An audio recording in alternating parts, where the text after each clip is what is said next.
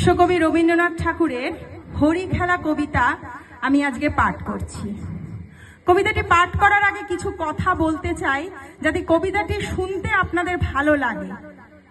এই কবিতাটি রবীন্দ্রনাথ লিখেছিলেন রাজপুত ইতিহাসের প্রেক্ষাপটে, অর্থাৎ ব্রিটিশ সাম্রাজ্যের যখন চলছিল তখন সারা ভারতবর্ষ জুড়ে ছিল কিছু প্রাদেশিক শাসনকর্তা। সেই রকমই রাজস্থানের কোটা শহরে ছিলেন ভুনাগ রাজা।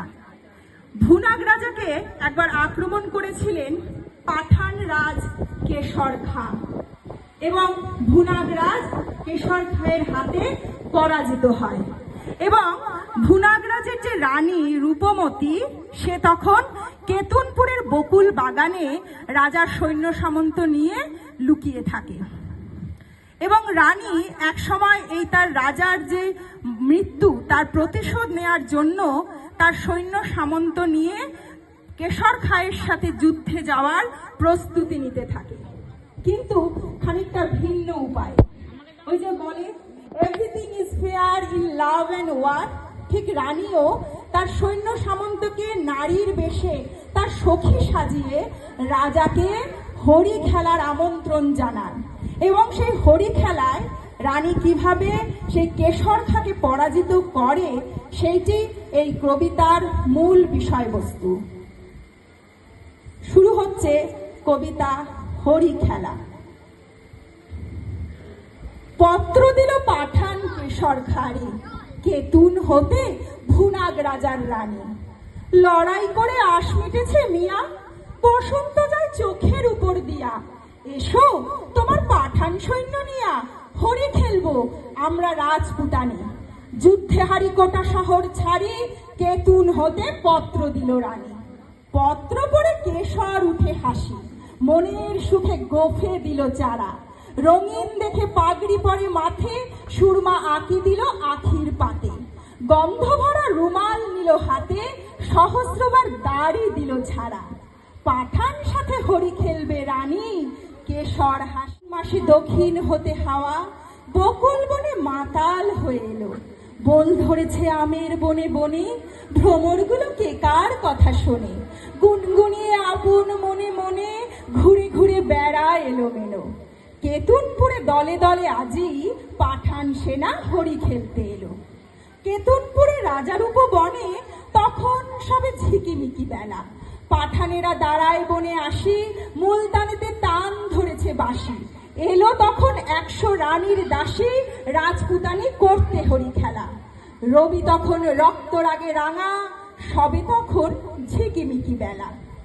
পায়ে পায়ে ঘাগড়া উঠে দুলে, ওড়না ওড়ে দক্ষিণে বাতাসে। ডাহিন হাতে বহে ভাগের থারি, নিপি বন্ধে ঝুলিছে পিচকারি। বাম হস্তে গুলাব ভরা ঝাড়ি, সারি সারি রাজপুতানি আসে। পায়ে পায়ে ঘাগড়া উঠে দুলে, ওড়না ওড়ে দক্ষিণে বাতাসে। আখের ঠাড়ি চতুর হাসি হেসে, কেশর তবে কহে কাছে আসি। বেঁচে এলেম অনেক যুদ্ধ করি, আজকে বুঝি জানে প্রাণে মরি। শুনে রানীর শতেক সহচরী, হঠাৎ সবে উঠল অট্ট হাসি। রাঙা পাগড়ি হেলিয়ে কেশর খাঁ, রঙ্গ ভরে সেলাম করে আসি। শুরু হলো হরির মাতামাতি, উঠতেছে ফাগ রাঙা সন্ধ্যাকাশে। নববরণ ধরল বকুল ফুলে, রক্ত রেণু ঝরল তরুমূলে। ভয়ে পাখি কুজন গেল ভুলে, রাজপুতানের উচ্চ উপহাসে।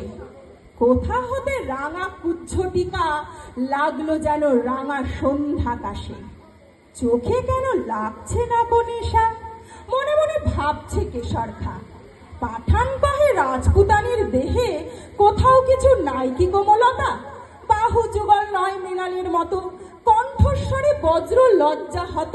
বড় কঠিন শুষ্ক স্বাধীন যত, মঞ্জুরিহীন মরুভূমির লতা। পাঠান কহে দেহে কিংবা মনে, রাজপুতানির নাই কো কোমলতা।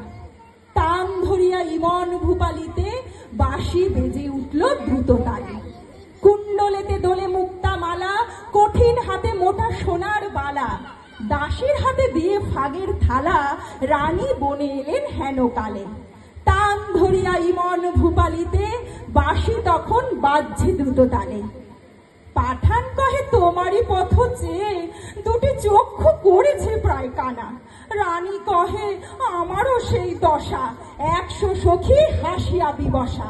পাঠানপতির ললাটে সহসা মারেন রানী কাঁসার থালাখানা। রক্তধারা গড়িয়ে পড়ে বেগে, পাঠানপতির চক্ষু হলো কানা। বিনা মেঘে বজ্ররবের মতো উঠল বেজে কারা না কারা। জ্যোৎস্নাকাশে চমকে ওঠে শশী, ঝনঝনিয়ে ঝিকিয়ে ওঠে অসি। সানাই তখন দ্বারের কাছে বসি, গভীর সুরে ধরল কানারা। বাতাস বেয়ে ওড়না গেল উড়ে, পড়ল খসে খাগড়া ছিল যত। মন্ত্রে যেন কোথা হতে কেড়ে বাহির হলো নারী শয্যা ছেড়ে। 100 বীর ঘিরল পাঠানেরে, পুষ্প হতে 100 সাপের মতো। স্বপ্ন সম ওড়না গেল উড়ে, পড়ল খসে ঘাগড়া ছিল যত। যে পথ দিয়ে পাঠান এসেছিল সে পথ দিয়ে ফিরল না কো তারা। ফাগুন রাতে কুঞ্জ বিতানে মত্ত কোকিল বিরাম না জানে। কেতুনপুরের বকুল বাগানে কেশর খায়ের খেলা হলো সারা। যে পথ দিয়ে পাঠান এসেছিল সে পথ দিয়ে ফিরল না কো তারা। নমস্কার।